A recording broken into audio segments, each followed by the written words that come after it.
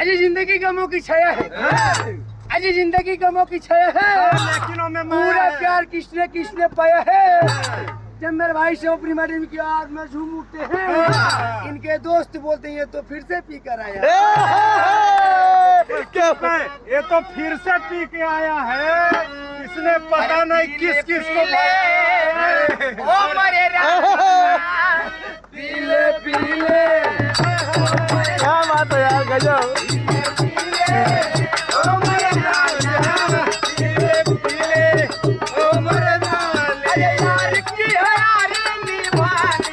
क्या बात भाई, ओ मोरे राजा पीले पीले, ओ मोरे रानी।